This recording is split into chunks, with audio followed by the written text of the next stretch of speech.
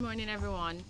As mentioned earlier, the income tax, the increase in the property tax we find to be very excessive and disproportionate. And before I get into the objection and the concerns we have, let me share with you some examples of the disproportionality of which we speak. A property in St. Andrew, valued at $18,000, property tax of $18,000 on the previous tax regime, is now being asked to pay $34,000. A property in Charlton in St. Andrew, $7,000 is now being asked to pay $15,000.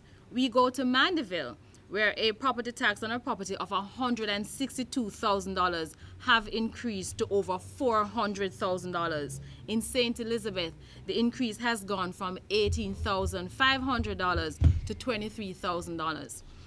And this has to do with property tax. But let us also look at the actual valuation. In St. Catherine, the valuation has gone up on average of 359%. In Portland, 320%. In Trelawney, 397%. In Westmoreland, 618%. In Kingston, 117%. And in Mandeville, 1,751%. Therefore, it is our position that the excessive and disproportionate increase is only going to have a negative effect on our citizens. We take, for example, the breadbasket parish of Mandeville or St. Elizabeth, where the increase has been so excessive. A farmer who here before would have paid $10,000 or $15,000 on property tax is now being asked to pay $50,000, $60,000, $70,000, $80,000 on property tax. That farmer has to send his or her daughter to Kingston University and rents a room for $30,000, and that student is now being told that she or he has to pay an increase in rent by $10,000 a month. This is the real impact that this increase is having on our citizens, and we cannot support it.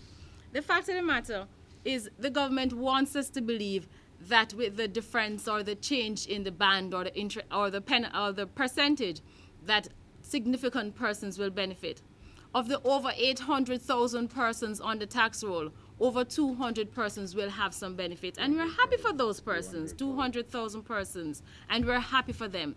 But the fact of the matter is that over 500,000 Jamaicans are asked to pay this increase in property tax, and that cannot be supported.